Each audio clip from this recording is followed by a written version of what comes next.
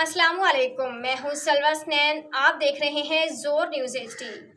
आइए नजर डालते हैं आज की अहम खबरों पर। खबर शान करते हैं जोर न्यूज़ के नुमाइंदा तहसील कोटर खानपुर से अली हैदर।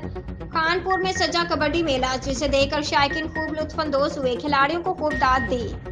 कानपुर के नवाही इलाके बागू बहार में सजा शानदार कबड्डी मेला, जिसमें राजनपुर और बागू बहार की टीमों के गबरू जवानों के दरमियान जोर आजमाई और खूबसूरत दाव पेच का तमाचादार मुकाबला मुनक्किद हुआ, जिसे देखकर शायकीन खूब लुत्फानंदोज हुए। शानदार कबड्डी खेल पेश करने वाले खिलाड़ियों को खूब दाद दी।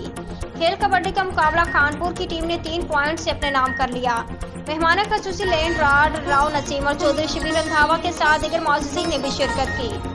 चीफ गेस्ट राव नसीम का कहना था कि जिस्मानी सेहत के लिए नौजवान को ऐसी सरगर्मियों में हिस्सा जरूर लेना चाहिए। जीतने वाली बागू बहार की टीम को कैश प्राइज और ट्रॉफी से नवाजा गया, जबकि रनर अप टीम को भी ट्रॉफी और हौसला अफजाई की गई। आज के लिए इतना ही। मजीद खबरों और अपडेट्स के लिए देखते रहें जोर न्यूज़ HD।